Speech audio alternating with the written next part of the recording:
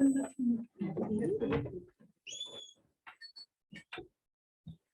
bonjour à tous.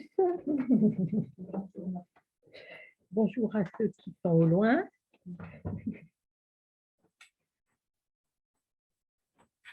Donc, avant de commencer, je vais rappeler les horaires de la journée puisqu'on a changé de formule et que je la découvre un peu moi aussi. Donc, l'enseignement s'arrêtera à moins le quart, moins 10 à peu près. Et donc, après, vous avez un temps libre de méditation jusqu'à 11h15. Et à 11h15, ceux qui le souhaitent se retrouvent ici pour un partage. Partage sur ce que j'ai dit ou sur autre chose mais qui concerne Saint-Joseph. Voilà, ou l'avant, voilà. Donc après, nous n'avons pas d'Eucharistie aujourd'hui puisque les prêtres sont en conseil presbytéral. Donc, aucun prêtre ne nous rejoindra. Donc, nous célébrerons un office de sexte. À midi, à l'heure de la messe. Et donc, après cet office de sexte, donc, il y a le repas, soit en communauté, soit à l'hôtellerie, ou soit chez vous. Et puis, donc, après, il y a l'office de nonne. Donc, il n'y a pas d'adoration, il n'y a pas de temps d'adoration puisqu'on n'a pas d'Eucharistie. Donc, pas de temps d'adoration. Donc, après, office de nonne. Et après, celles ou ceux qui le souhaitent pourront rencontrer une sœur. Donc, je laisse là une feuille pour vous inscrire si vous souhaitez rencontrer une sœur après l'office de nonne. Nonne, c'est quelle heure? Nonne est à 14h45. Non, 14h30. 14h30. Puisqu'il n'y a pas d'adoration. D'habitude, on décale un peu l'office de nonne. Donc, aujourd'hui, c'est 14h30. Voilà, on va tâcher de s'adapter.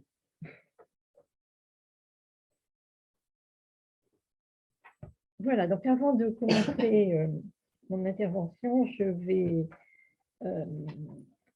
vous dire pourquoi un peu j'ai choisi de partager sur Saint-Joseph. Parce que j'aime beaucoup la figure, j'aime beaucoup Saint-Joseph comme ça. Et donc, j'ai un petit peu creusé pourquoi est-ce que j'aime Saint-Joseph, pourquoi est-ce que j'aime lire les évangiles où on parle de Saint-Joseph. Voilà. Et donc, j'ai un peu creusé et j'ai encore beaucoup à creuser. Donc, je vais vous faire part du début de ma recherche et peut-être que l'année prochaine, on continuera parce que vraiment, ça me passionne. Voilà. Donc, pour moi, Joseph, c'est un homme humble. Ça c'est mon avis à moi, donc on n'est pas obligé de noter. J'aime son audace et sa détermination. Voilà. Et c'est avec ça que je suis partie. Donc, je suis partie à la recherche, dans les évangiles, bien sûr, et puis dans un livre de Dominique Pono, Saint-Joseph ou la vérité du songe. Alors, pour celles qui aiment l'art, que ce soit la peinture, la sculpture, la musique, c'est vraiment un très bon livre. Ouais. Oui, oui. Enfin, et moi, j'ai vraiment apprécié, et c'est celui-là que je voudrais creuser plus, pour rentrer dans les représentations, dans les tableaux, les icônes, la musique. J'ai découvert L'enfance du Christ de Berlioz, c'est une œuvre magnifique. Et donc, Dominique Pono est conservateur général honoraire du patrimoine, directeur honoraire de l'École du Louvre, ancien président du comité du patrimoine cultuel au ministère de la Culture. Il a dirigé pendant 24 ans l'École du Louvre. Donc, on découvre avec lui des tableaux qui sont au Louvre, bien sûr.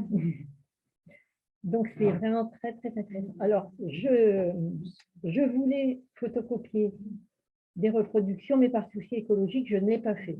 Ben oui. Donc, vous irez sur Internet. Voilà. Et puis, PO2, je vais les laisser, hein, vous pourrez les effectuer si vous voulez. Je vous renvoie aussi, bien sûr, à l'encyclique du pape François, dont Mère Prieure, vous avez partagé quelques extraits l'année dernière, à cette même époque, je crois, enfin, quand elle est sortie. Et puis, un livre que j'ai découvert mais il y a 3 jours, qui est celui-ci, L'Esprit de Noël. Donc il est composé d'extraits de discours, d'homélies du pape François. Alors, il n'y a pas que Joseph, il y a la Sainte Famille, il y a tous les événements de Noël, tout le mystère de Noël. Mais c'est très intéressant, c'est très beau. Donc, voilà. Et puis, c'est surtout de là que je suis partie. J'ai découvert sur Internet 2 panégyriques de Saint-Joseph par Bossuet. Ouais. J'ai été étonnée, mais ouais. Donc, Bossuet, je vais le situer. Donc, il est né à Dijon le 27 septembre 1627. Donc, il a produit énormément. Bon, il faut savoir aussi qu'il a combattu le protestantisme.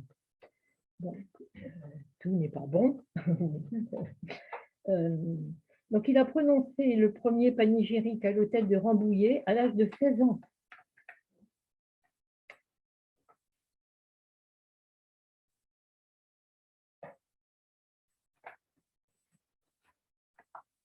Voilà, donc il a les 2 panégyriques. Donc, le premier, il l'a prêché en 1657, le 19 mars, au feuillant de la rue Saint-Honoré devant le cardinal Barberini, neveu d'Urbain VIII.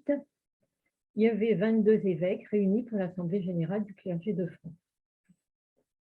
Et le deuxième, il l'a prêché le 19 mars 1659 aux Carmélites de la rue Saint-Jacques devant la Reine-Mère.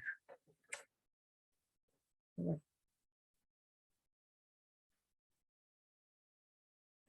Et on dit que la reine d'Autriche, qui avait passé la fête de Saint-Joseph aux Carmélites, voulut l'entendre au Carmel, pardon, voulut l'entendre à son tour. Voilà. Donc voilà mes sources.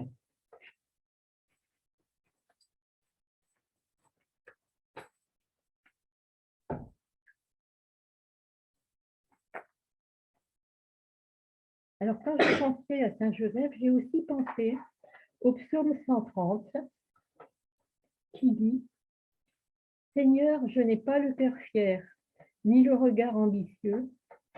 Je ne poursuis ni grand dessein, ni merveille qui me dépasse.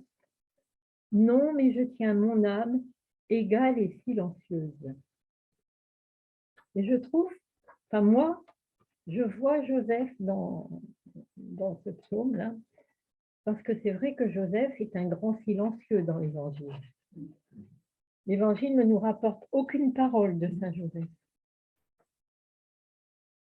C'est un grand silencieux et qui dort. Par 3 fois, il est dit qu'il dort et qu'il reçoit un songe, que l'ange de Dieu le visite dans un songe. Donc voilà Joseph. Comme j'aime beaucoup dormir, je dis que voilà aussi une raison. Voilà. Je suis aussi allée lire les oraisons et la préface de la solennité de Saint Joseph. Donc l'oraison de la solennité de Saint Joseph dit « Dieu Tout-Puissant, à l'aube des temps nouveaux, tu as confié à Saint Joseph la garde des mystères du salut. Accorde maintenant à ton Église, toujours soutenue par sa prière, de veiller sur leur achèvement. » Et la préface, en fêtant Saint Joseph, c'est toi que nous exaltons, toi que nous bénissons, car il fut l'homme juste que tu donnas comme époux à la Vierge Marie, la Mère de Dieu. Il fut le serviteur fidèle et prudent à qui tu confias la Sainte Famille. Il veilla comme un père sur ton Fils unique, conçu par la puissance du Saint-Esprit, Jésus-Christ, notre Seigneur.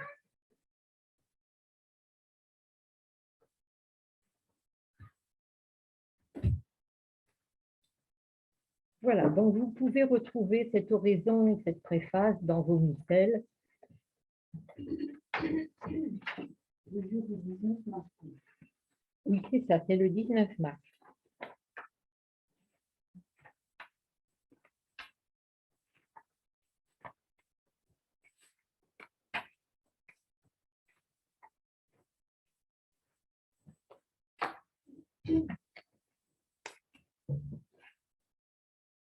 Donc, Joseph est un homme choisi par Dieu.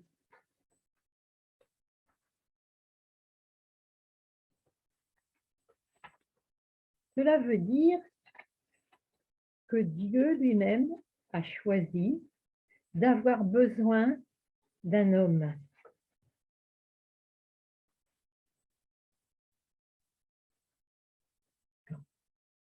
Mesure la grandeur de Dieu dans son abaissement. Dieu a choisi d'avoir besoin d'un homme pour veiller sur son fils, pour le garder.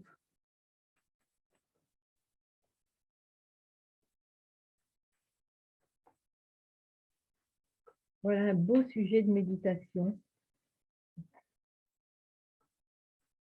Et cet homme, choisi par Dieu, cet homme selon le cœur de Dieu, ne se montre pas au dehors.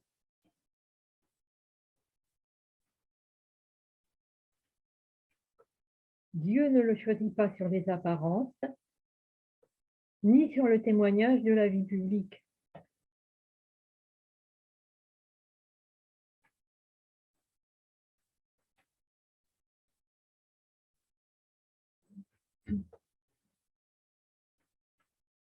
Bossuet dit, on peut dire à propos de Joseph que le temps était arrivé que Dieu chercha un homme selon son cœur pour déposer en ses mains ce qu'il avait de plus cher,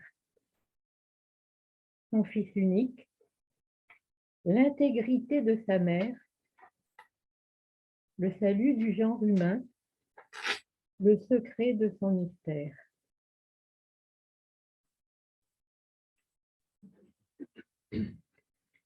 Saint Bernard, lui, parle de la virginité de Marie qui a été confiée à Joseph. C'est une dimension que je n'avais pas mesurée en fait.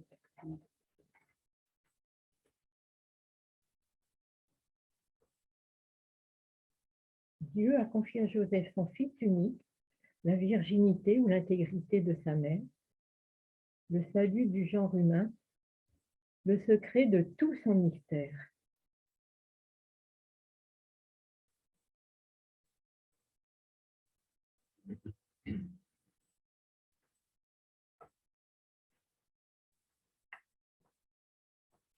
Et donc, dans l'évangile de Matthieu,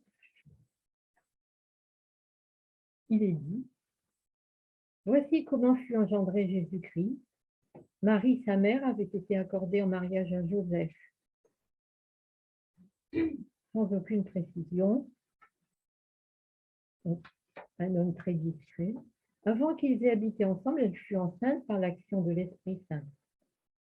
Joseph, son époux, qui était un homme juste et ne voulait pas la dénoncer publiquement, décida de la renvoyer en secret.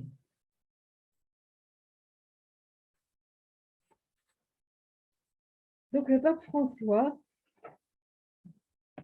dans un Angélus, que vous pouvez retrouver là, celui du 22 décembre 2013, en citation du pape François, quand Joseph apprend cette nouvelle, il est déconcerté. Il est sûrement désorienté. Peut-être que la nuit de la foi descend sur lui. L'Évangile n'explique pas ses pensées, mais il nous dit l'essentiel. Joseph respecte la volonté de Dieu, celle transmise par l'ange. Joseph, fils de David, ne crains pas de prendre chez toi Marie, ton épouse, puisque l'enfant qui est engendré en elle vient de l'Esprit Saint. Joseph est donc prêt au renoncement le plus radical.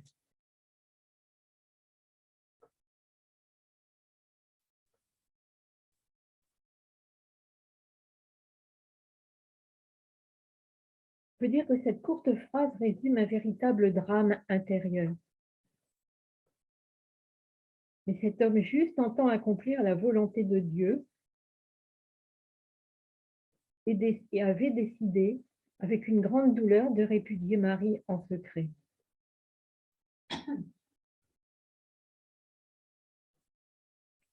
Quelle épreuve Joseph a dû traverser avant que l'ange ne le visite.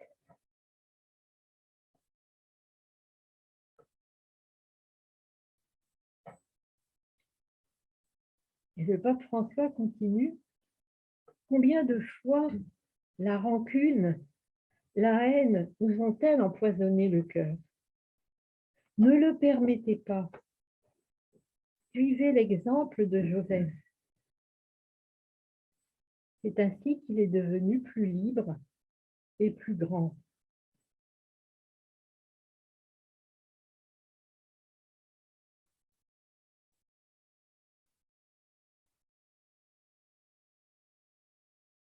Il va se laisser transformer par Dieu, s'en remettre, s'abandonner à Dieu.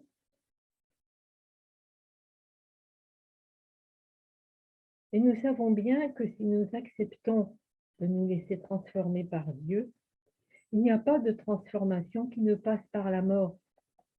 Il faut mourir à soi-même, mourir à notre désir de tout prendre en main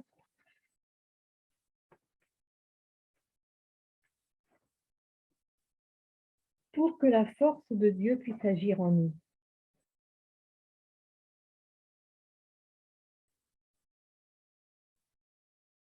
Abandonner nos intuitions, les laisser purifier par Dieu.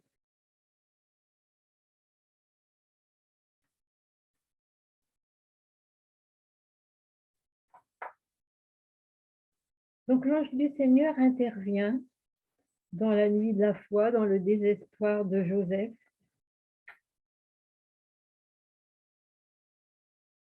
Et il ouvre à Joseph une autre voie.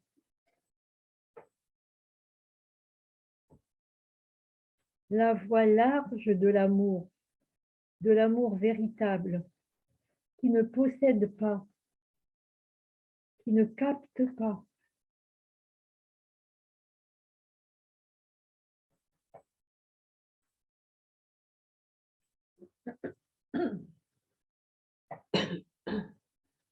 Et il va recevoir, Joseph, une mission plus grande que celle qu'il pouvait lui-même se donner. Il reçoit la mission de donner son nom à l'enfant,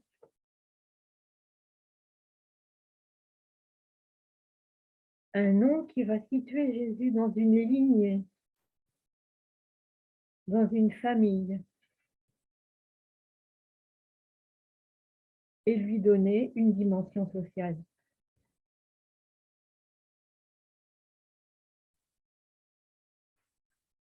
Puisque Joseph est de la lignée de David, comme on peut le lire dans la généalogie en Matthieu 1, 1 à 16.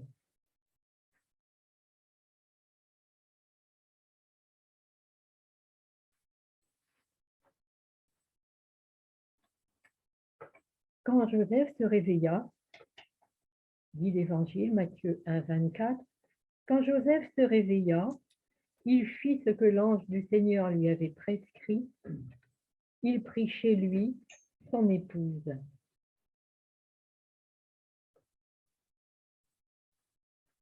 Alors le chez lui, on peut l'entendre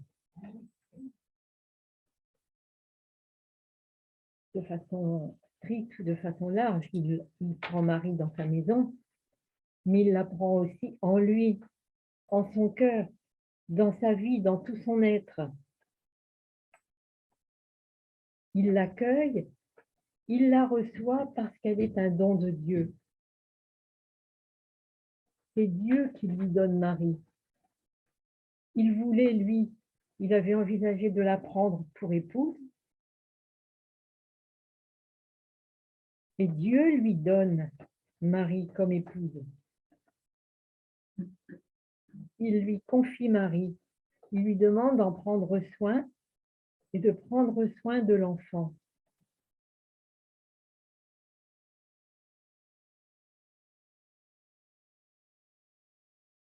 Et le pape François dit de même que Joseph a pris soin de Marie, qu'il a reçu et accueilli Jésus et s'est consacré à son éducation.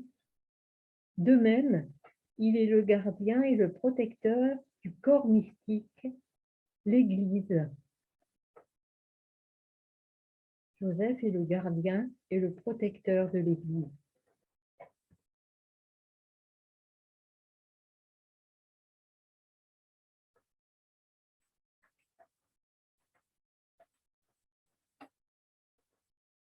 Donc Dieu a choisi, je vous ai dit tout à l'heure, d'avoir besoin d'un homme.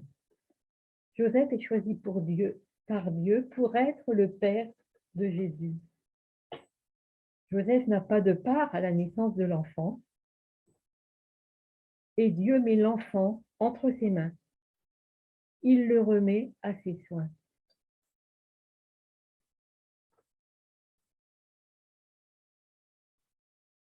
Joseph va veiller sur lui, s'inquiéter pour lui.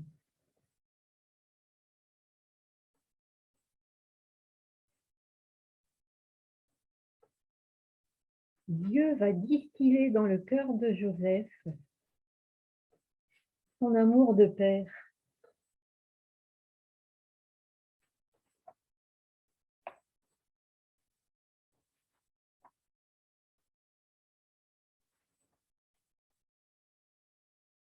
Et c'est avec cet amour, grâce à cet amour, dans cet amour reçu de Dieu, que Joseph va prendre soin de Jésus.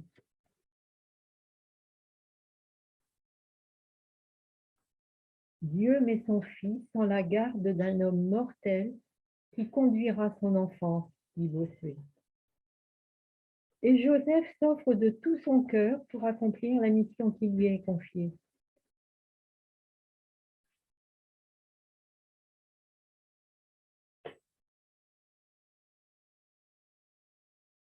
Et s'il s'offre de tout son cœur, c'est parce qu'il sait que Dieu est avec lui.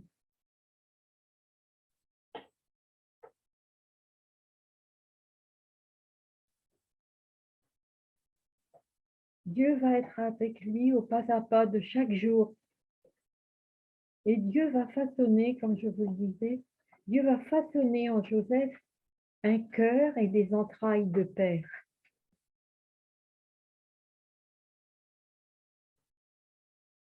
Ce que Joseph n'est pas par nature, il va le devenir par grâce.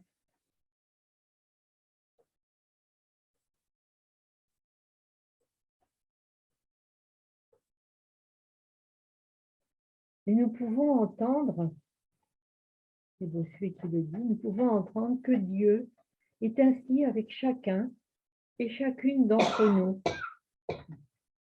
qu'il façonne le cœur de chacun et de chacune, pourvu que chacun ou chacune le laisse faire.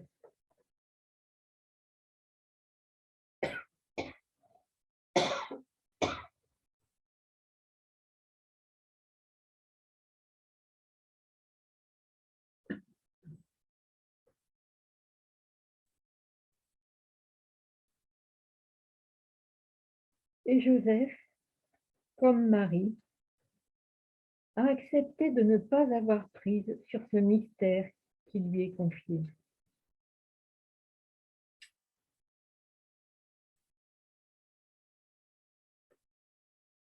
Il a offert sa foi, sa force, ses mains, son savoir-faire,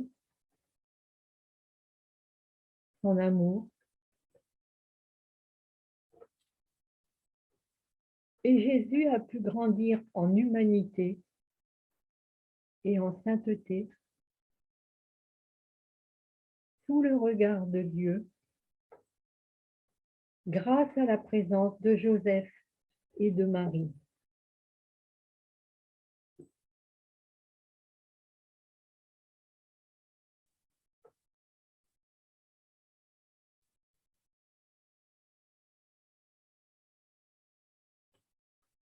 par Joseph, à travers lui, nous apprenons qu'un père est un homme à qui un fils est donné, qu'il l'ait procréé ou non.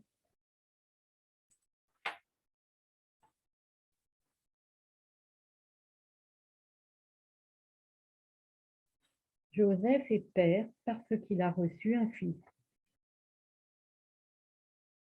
Comme un fils est père et fils parce qu'il est confié à son père.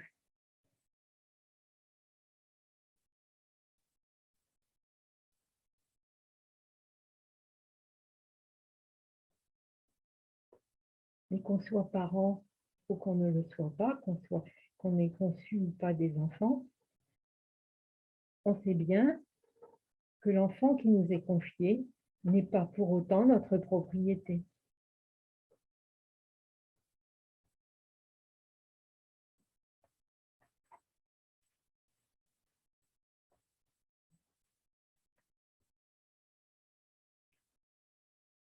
Au sein de cette famille, qu'on appelle la Sainte Famille, et pourquoi on l'appelle Sainte Famille? Parce qu'elle est l'œuvre de Dieu.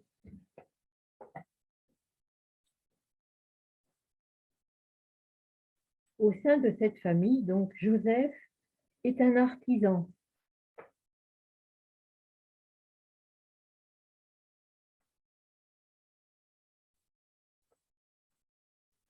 Il n'a d'autre héritage que ses mains, dit Bossuet, ni d'autres ressources que son travail.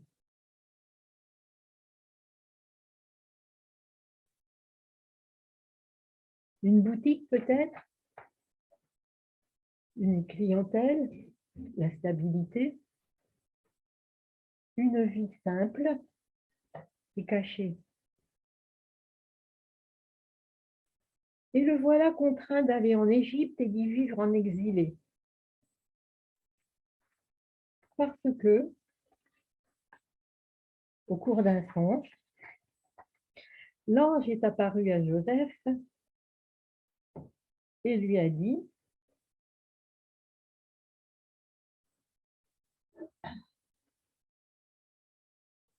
et moi,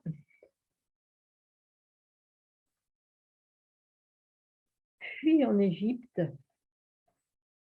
car Hérode veut tuer l'enfant.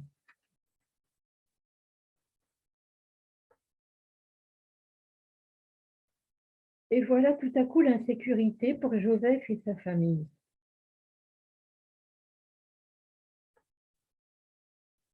Pourquoi? Parce qu'il a pris chez lui, il a accueilli chez lui Jésus, le Fils de Dieu, et sa mère, et qu'ils sont en danger.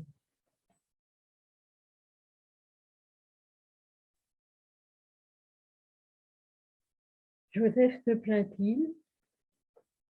L'Évangile ne le rapporte pas. Qu'a-t-il pensé? A-t-il été découragé? S'est-il ressaisi? On ne le sait pas. Ce qui est sûr, c'est que son unique souci, c'est le bien de cet enfant qui lui est confié.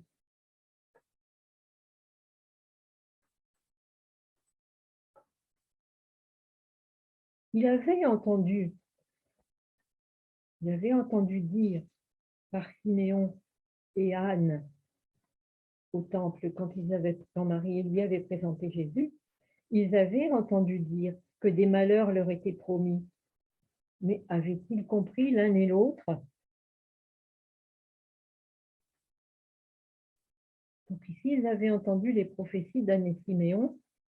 Au jour où ces malheurs adviennent, la fidélité de Joseph est-elle ébranlée? Non, l'Évangile ne le dit pas.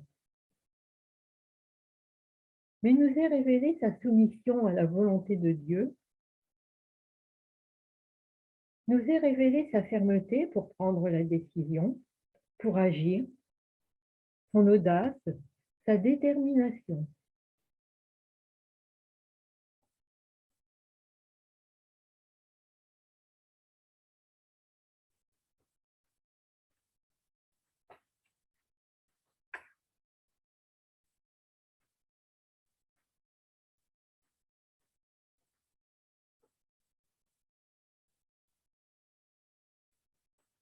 Et puis voilà que dans cet exil, au cours d'un songe, l'ange intervient. Lève-toi, prends l'enfant et sa mère, et pars pour le pays d'Israël, car ils sont morts, ceux qui en voulaient à la vie de l'enfant. C'est au verset 20 du chapitre 2 de Matthieu.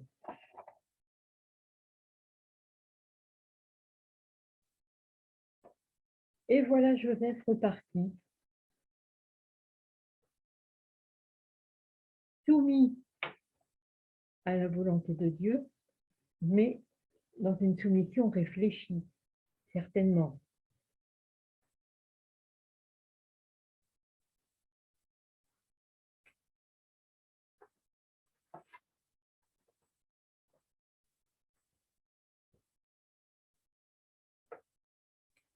Et puis, quand Jésus a 12 ans, ses parents l'emmènent en pèlerinage, et vous savez que Jésus se dérobe à la vigilance de Marie et Joseph et qu'il demeure 3 jours perdu. Alors Bossuet dit, qu'avez-vous fait, Joseph?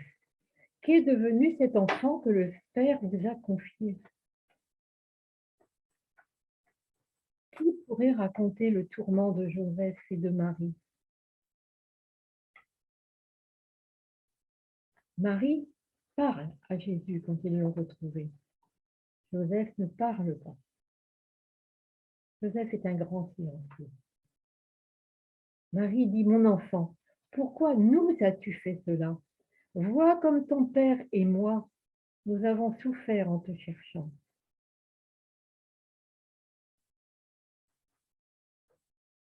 L'inquiétude, elle n'est pas que pour Marie, même s'il n'y a qu'elle qui l'exprime. L'inquiétude, elle est pour Marie et Joseph.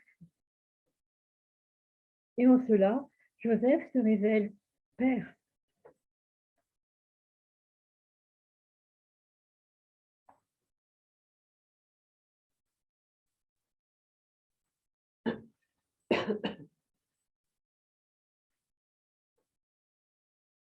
Alors c'est vrai que Joseph est un grand silencieux. Le pape François dit, dans son Angélus du 21 décembre 2014, dans le mystère de Noël, aux côtés de Marie, il y a la présence silencieuse de Joseph. Et Bossuet dit, où trouverais-je des lumières assez pénétrantes pour percer les obscurités qui enveloppent la vie de Joseph? Et quelle entreprise est la mienne de vouloir exposer au jour ce que l'Écriture a couvert d'un silence mystérieux. Et pourquoi ai-je l'audace, moi, depuis presque 3/4 d'heure, de vous parler de ce qui est tenu dans le silence? Alors pour Joseph, en effet, tout se passe entre Dieu et lui, et c'est dans le secret.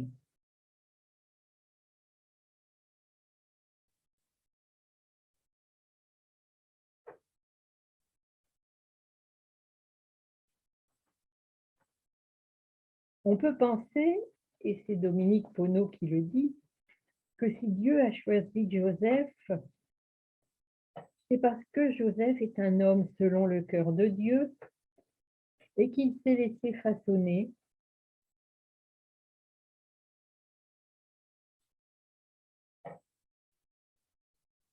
on sait par les évangiles que c'est un homme qui cherche Dieu simplement, il ne veut faire que sa volonté.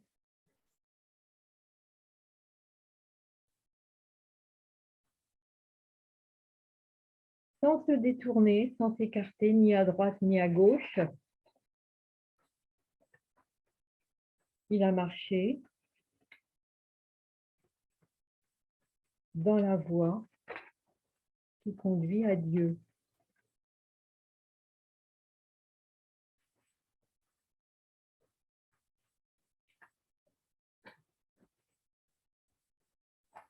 Alors, à travers ça, Joseph nous dit que tel devrait être notre marche dans le temps de l'Avent. Et nous avons tout le temps de l'Avent pour rencontrer Joseph, pour creuser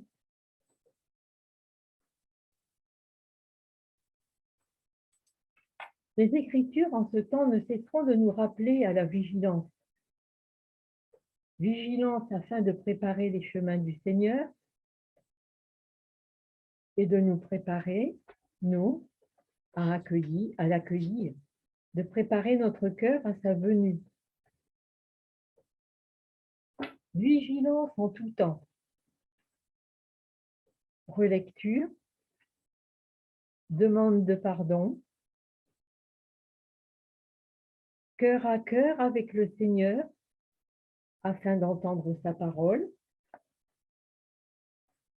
Peut-être verrez-vous intervenir un ange.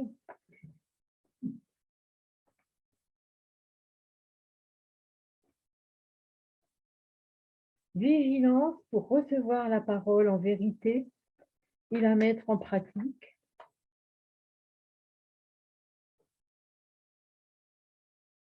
Pour accorder nos actes et nos paroles avec notre cœur.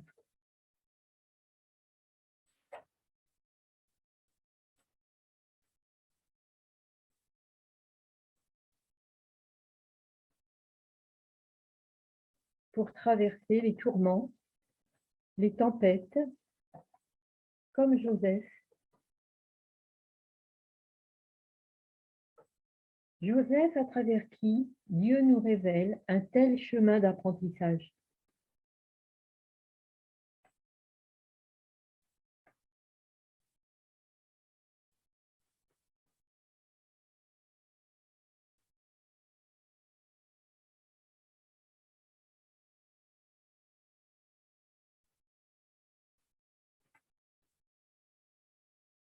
On dit de Joseph qu'il est le juste.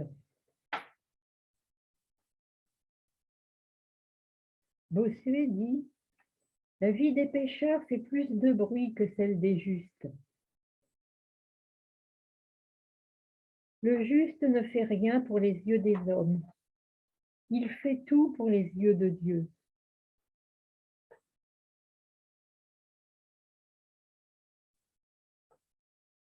Le regard de Dieu ne nous suffit-il pas? L'amour de Dieu ne nous suffit-il pas que nous recherchions l'amour des hommes, la reconnaissance, la gloire?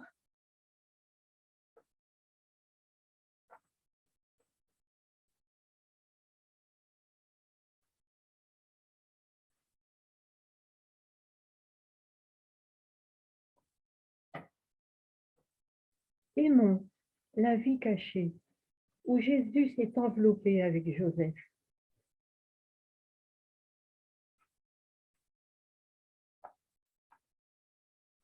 Sachons nous mettre à l'écart du bruit, de l'agitation du monde et de l'agitation qui habite et tourmente notre cœur. Prenons du temps, ce temps de l'Avent, pour nous cacher en Dieu.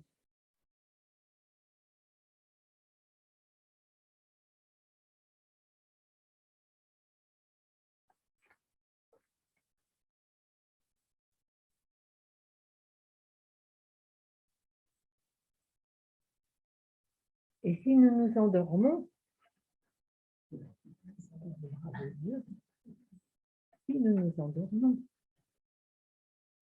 le pape François nous dit, dans un discours du 16 janvier 2015, « Comme Joseph, après qu'il ait écouté la voix de Dieu, nous devons nous tirer du sommeil. Nous devons nous réveiller et agir. Car chacun de nous a un rôle particulier dans la préparation de la venue du royaume de Dieu dans le monde. »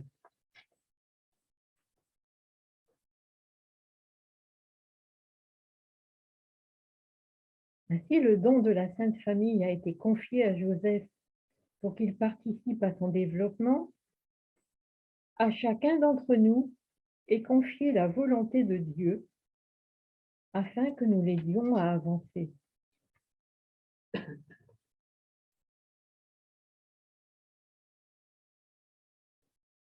L'ange du Seigneur a révélé à Joseph les dangers qui les menaçaient et qui les ont contraints à fuir en Égypte, puis à s'établir à Nazareth.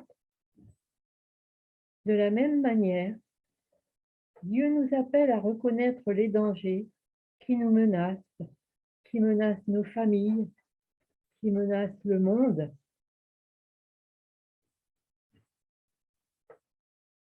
et à protéger ceux et celles qui nous sont chers, ceux et celles que nous pouvons accueillir, qui ont tant besoin d'aide, d'accueil, de respect, de protection.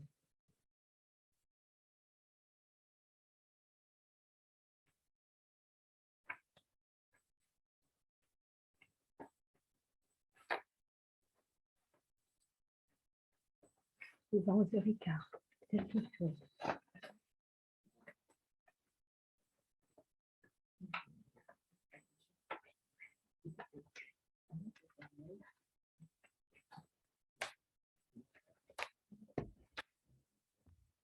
Les livres, c'est les consulter si vous voulez.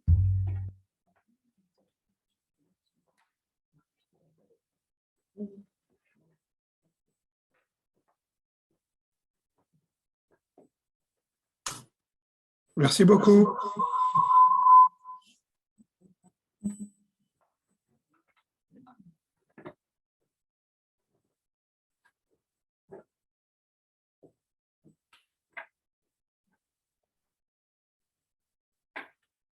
Merci. Est-il un temps d'échange comme la dernière fois?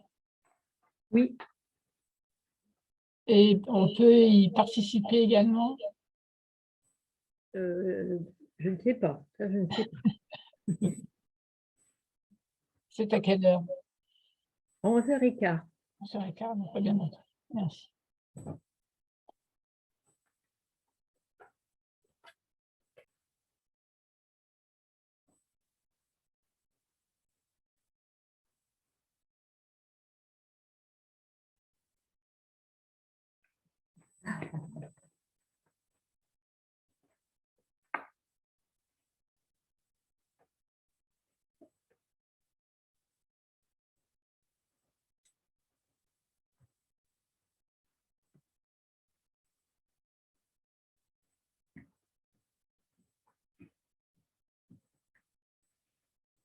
Moi, je voudrais que tu me confirmes, quand on parle de la disparition de Jésus à la présentation du temple pendant 3 jours, l'inquiétude de Marie et Joseph. Je voulais savoir s'il y avait une autre mention de Joseph dans l'Écriture après cette. Non, il n'y a pas de mention directe de Joseph, il y a simplement l'évocation de Joseph quand on dit Jésus, lui on le connaît, c'est le fils de Joseph le charpentier, c'est tout. C'est tout, hein. Oui, c'est tout.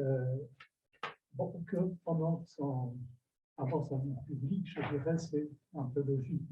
Donc, je me souviens d'une image saint-sulpicienne où on voyait Jésus adolescent en train de travailler à côté de Joseph dans l'atelier de mademoiselle. Et ce qui est plus surprenant, c'est dans la vie publique. Quand on dit, par exemple, que ta mère et tes frères sont là, le roi qui t'attendent, il dit qu'ils sont. On aurait pu dire ton père, ta mère, et on n'en parle pas.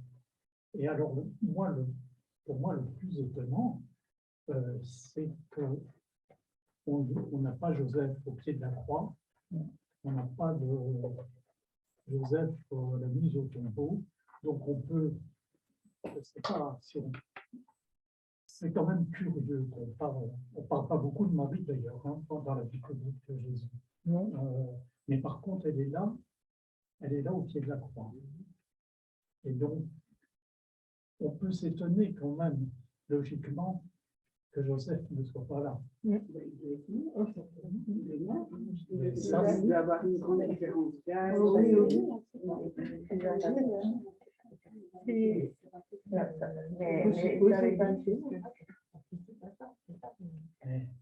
Alors, c'est une interprétation, effectivement. Bon, alors, c'est pour ça que sur les icônes, dans les représentations, on voit parfois Joseph représenté comme une personne âgée, quoi, enfin, beaucoup plus âgée que. Mais comme on n'en sait rien, en fait, c'est tout à fait. C'est pas c'est surtout le fait qu'il disparaît complètement. Oui. Ça, c'est un exemple de la croix, de la croix, etc. C'est un exemple. Et il disparaît totalement de l'écriture. D'ailleurs, on n'en parle plus. Donc déjà, on n'a pas dans la Genèse, enfin, de Jésus en bas âge. On n'en parle plus. Parce qu'il est toujours présent quand même jusqu'à au moins l'âge de 30 ans de Jésus, on suppose quand même. Mais oui. Oui. Mais c'est quand même assez. Tu as parlé de silencieux, c'est vrai, mais il y a surtout le silence de l'écriture. Ouais.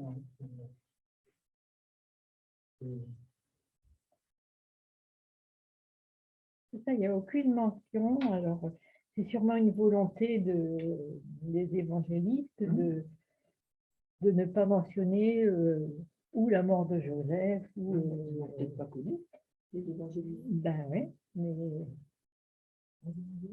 mais Plus tard, son rôle était terminé, quoi. C'est comme Jean-Baptiste, il a fait sa mission, puis après, voilà, il est mort.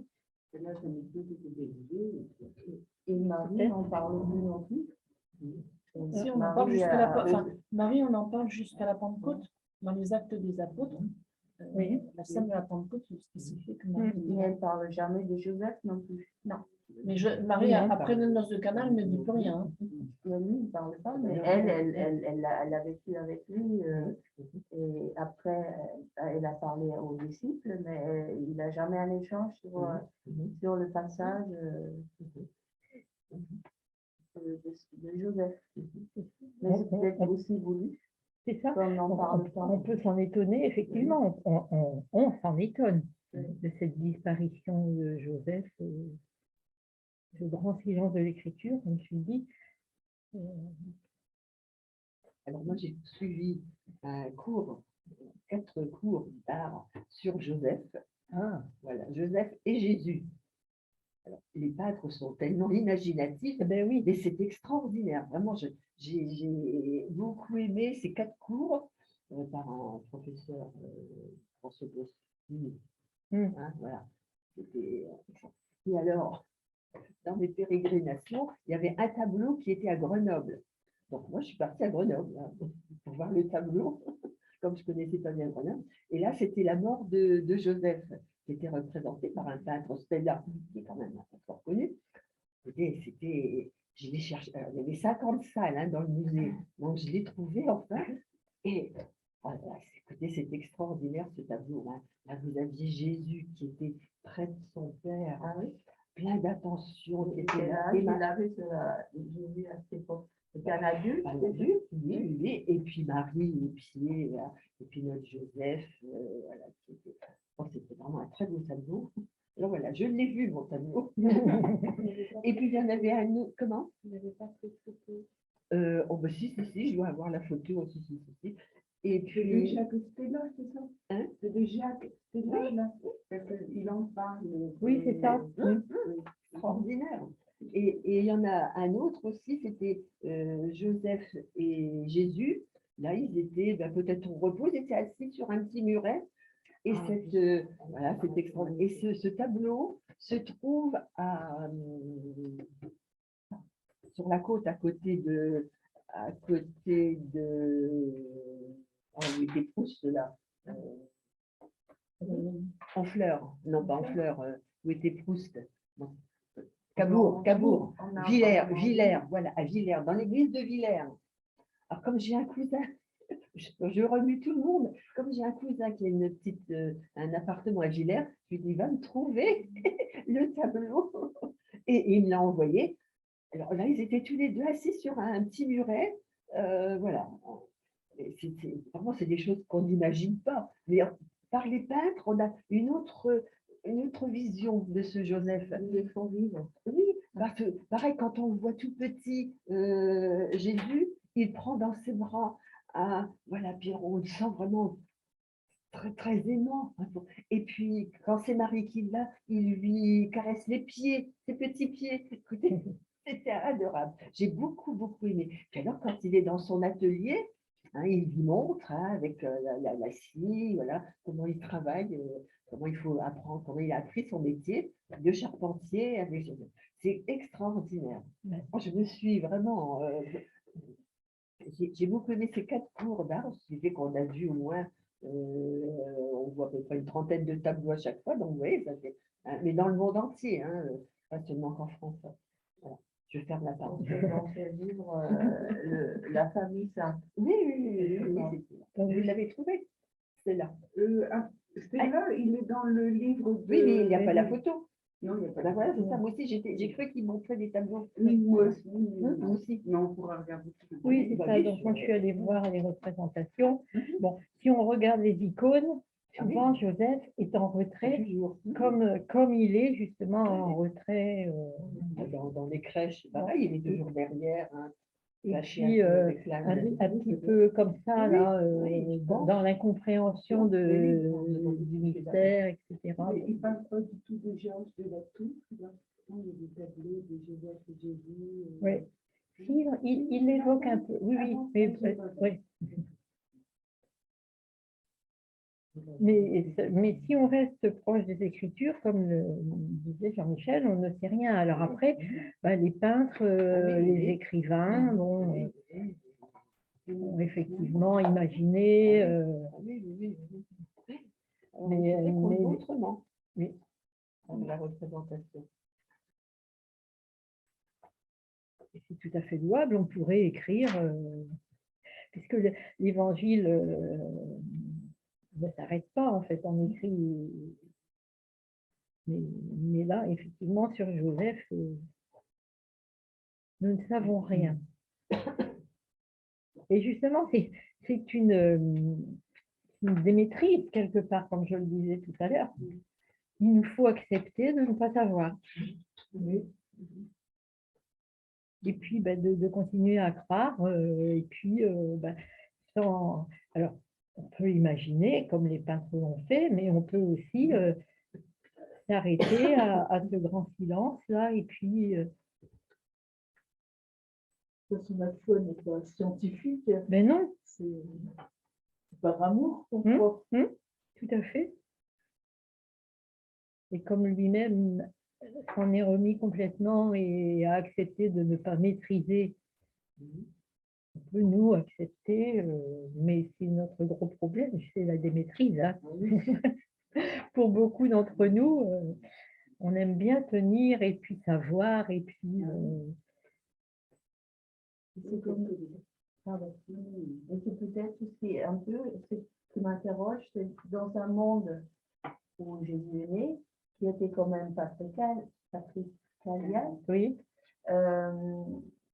qu'on ne parle pas de Joseph, qu'on Oui. parle de Marie. Oui. Donc, ça Ouais. pose, par rapport à l'époque, oui, nous, ça, à la limite, on est habitués, hein, l'homme, Oui. femme, on essaye quand même de faire la parité.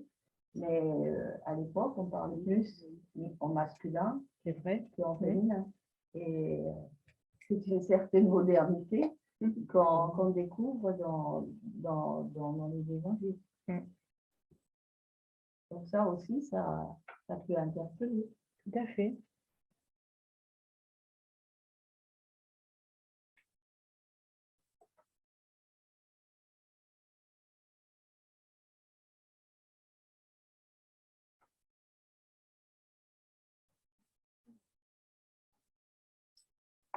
Les fuites en Égypte, elles sont représentées, alors là, tout ce qu'on peut imaginer, hein, parce que, évidemment, il a fallu, ils ont pris un espèce de bateau, parce qu'il fallait traverser, s'ils étaient de l'autre côté du Nil, il fallait le traverser pour aller en Égypte. Hein, donc voilà. Alors, si vous permettez une petite anecdote, avant, moi, ça m'a tellement touchée. J'étais au musée d'Orsay. Hein, j'allais voir une exposition, et puis il y avait une autre exposition, mais, franchement, qui ne me passionnait pas. Voilà. Bon, puis, je sais pas, j'ai eu l'impression d'être poussée pour aller voir cette exposition qui, en fait, était très intéressante, comment les peintres avaient représenté le vent, les mouvements. Et c'est comme ça que les cinéastes se sont appropriés ce phénomène. C'est sûr, d'après les peintres qui ont vu. Bon, c'était pas là où je voulais en venir. Mais donc, alors là, je me dis, si, c'est intéressant. Donc, c'est fait que j'avance. Et sur quoi je tombe? Je vous le donne en mille. Un tableau d'une fuite en Égypte. Ah ben, je me dis, et d'autant plus que je venais de faire le cours. Une fuite en Égypte. Ah, alors là, j'ai bien fait de venir. Oui, comme quoi, hein, vous avez quelque chose. Écoutez, c'était extraordinaire. Donc, vous aviez Marie et Joseph l'avait coincée dans un rocher. Hein, elle était là avec Jésus, une couverture sur les genoux. C'était extraordinaire. L'âne qui était là, et puis Joseph couché par terre dans le sable. Qui dormait. Lui, c'était là, avec une belle lumière de nuit. Là, vraiment. Écoutez, je suis tombée sur ce tableau. Comme quoi, vous voyez, je n'avais pas envie d'aller. Et voilà, j'ai trouvé quelque chose d'extraordinaire. Vraiment, c'était très, très beau. Alors, des représentations, j'en ai vu sur des bateaux de chameaux, enfin, ils ont été surtout, hein, par les peintres. À l'église d'Amonville aussi, il y avait l'hôtel de Joseph. Et puis, donc, Joseph tient l'âne avec une corde, et puis sur l'âne, il y a Marie et Jésus. Oui, il a Dans la salle orange aussi. il a dû, bien sûr, hein, oui.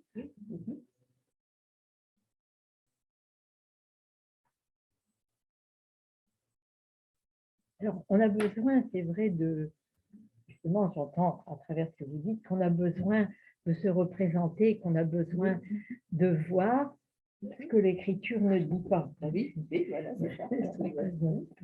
Alors, c'est bien, c'est beau, on peut se demander, mais pourquoi on a besoin, justement?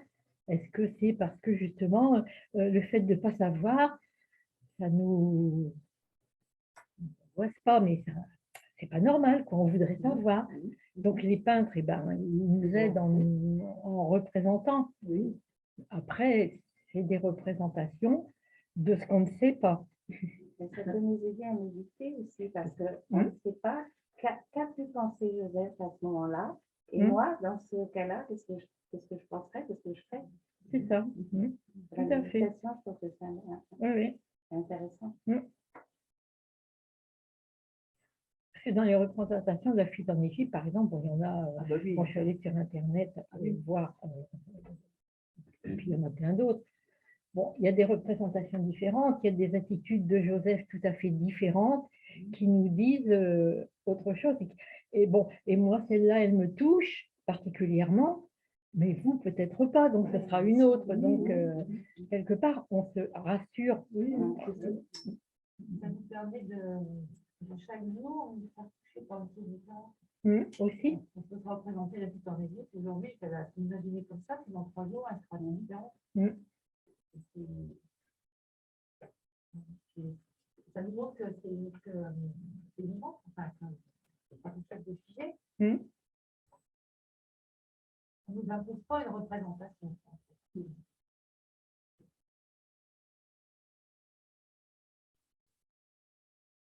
C'est peut-être aussi pour ça qu'on ne sait rien. Justement, comme on ne sait rien, tout est ouvert, tout reste ouvert.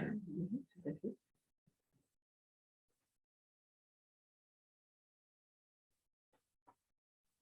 Mais c'est sûr que bon, le rôle de Joseph est très important. Dieu l'a choisi pour être le gardien de Marie et de Jésus et de conduire Jésus pendant son enfance. Bon, alors on sait jusqu'à 12 ans et après, plus rien.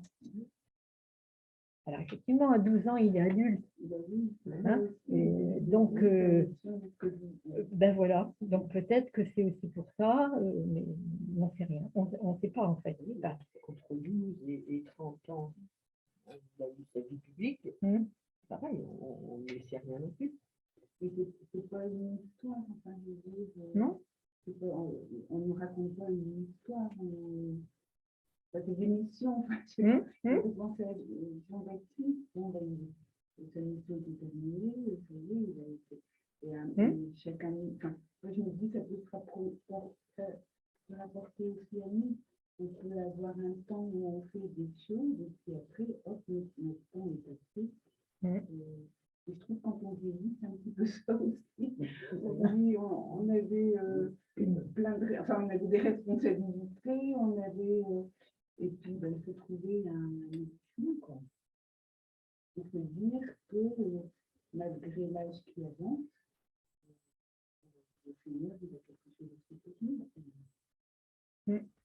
Je parle de personnellement. Oui, ben oui.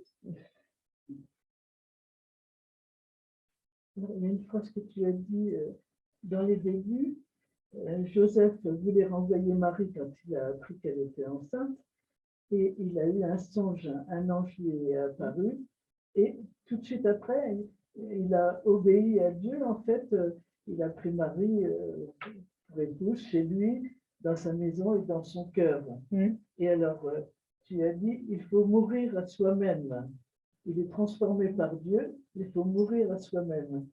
Ça, c'est un petit peu la règle de Saint Benoît, en fait. C'est l'humilité, l'obéissance. Oui, C'est ça? ben oui. Oui. Il faut mourir à nos intuitions, à nos projets, à la maîtrise de. Alors, ça ne veut pas dire qu'il ne faut pas avoir de projet, mais il faut savoir, quand nous est révélée la volonté de Dieu, renoncer à savoir renoncer, c'est ça, c'est le renoncement, savoir renoncer à ce projet pour entrer dans le projet de Dieu. Voilà. Et non pas demander à Dieu, enfin, on peut toujours demander à Dieu son aide pour réaliser un projet, mais ne pas vouloir à toute force que Dieu se soumette à nous, quoi. Mais savoir renoncer à son projet pour entrer dans le projet de Dieu, ce qui suppose un discernement, bien sûr. Est-ce qu'on peut faire une différence? Parce que quand on dit renoncer à son intuition, pour moi, c'est différent de renoncer à nos pensées, à nos projets, parce que l'intuition peut venir de l'Esprit Saint aussi. Je le verrais plutôt dans ce sens-là. Oui, oui, Oh. oui, c'est là où intervient le discernement. Parce que dans le domaine de l'intuition, effectivement, est-ce que c'est une intuition qui m'est propre et qui vient de moi, ou est-ce que c'est quelque chose qui vient de l'Esprit Saint? Donc, on a besoin d'un éclairage, on a besoin d'une aide. Bon, l'accompagnement spirituel, c'est essentiellement pour ça, justement, pour discerner ce qui vient de Dieu et ce qui vient de moi. Et j'ai évoqué aussi la relecture. La relecture de notre vie, c'est aussi pour mesurer ce qui vient de moi et ce qui vient de Dieu. Et en parler après à un accompagnateur ou une accompagnatrice spirituelle ou à un prêtre. Effectivement, tout à fait, vous avez raison.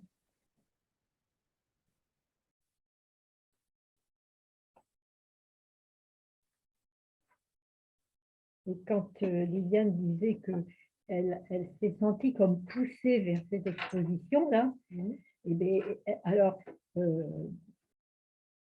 avec le recul, la relecture, puisqu'elle s'est trouvée devant cette représentation de la fuite en Égypte, est-ce que c'était une intervention d'Esprit Saint? Est-ce que c'est une vocation? Ça peut naître comme ça, hein? Quelque chose qu'on fait, qu'on n'avait pas justement l'intention de faire. Et puis, tout à coup, on sent une force en soi qui pousse, et puis voilà. Mais alors, on peut être aussi poussé par les forces du mal. Donc, c'est là où il faut savoir discerner. Et on n'a pas forcément, comme Joseph, un ange qui vient. mais il faut rester, c'est là où on doit être vigilant, ce que j'ai dit tout à l'heure, et être à l'écoute, être à l'écoute de ce qui se passe, être à l'écoute des uns, des autres, de ce que j'entends, de ce que je reçois, d'une question qui m'est posée, parce que je peux avoir une certitude. Et bon, la question de Jean-Michel, là, ben, oui, tout d'un coup, ça ébranle des certitudes. Donc, Cela dit, je ne me suis jamais posé de questions comme ça. Bon, ouais. Partir de jamais, je dois avouer que jamais j'ai pensé à Saint-Joseph. Oui. J'ai des souvenirs d'école dans le Sacré-Cœur, parce qu'il y avait une petite chapelle où il y avait Saint-Joseph avec un lys et puis Jésus dans les bras. Mais sinon, dans ma vie, non. Et donc, c'est bien d'avoir. Je te remercie d'avoir parlé de Joseph, parce que c'est pour ça que j'ai eu une réaction comme ça. Et à partir du moment où on n'en parle pas, ça n'évoque rien. Ça veut dire que ce n'était pas quelqu'un avec qui je n'avais pas de relation.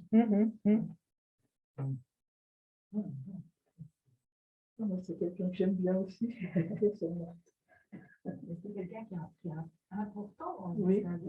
C'est à tel point que notre pape, il a fait une année à Genève. Mais oui, tout à fait. Au début, ça m'avait pas. On est une année, ça m'avait. Mais c'est vrai. Il est discret, mais très important. Ouais, Hein. ouais, il est important. Et on dit aussi que c'est le patron de la bonne mort. Un patron, Oui, la bonne mort. Alors j'ai appris ça hier, donc je ne vous en dirai pas plus C'est le parce week-end que de la je... bonne humeur. J'ai vu qu'il y a eu une journée de la bonne humeur.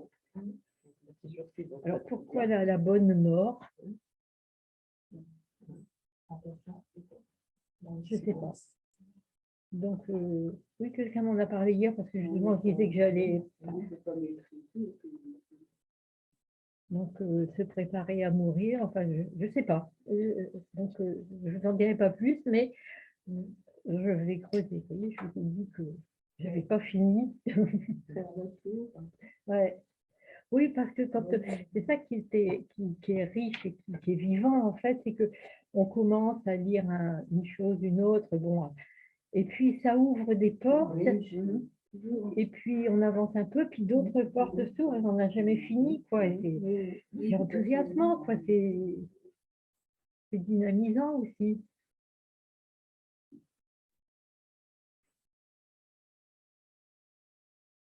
Voilà.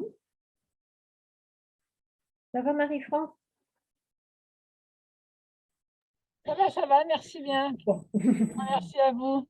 Bon, donc nous allons arrêter pour maintenant. Au revoir à vous. Au revoir à tout le monde. Bonne journée.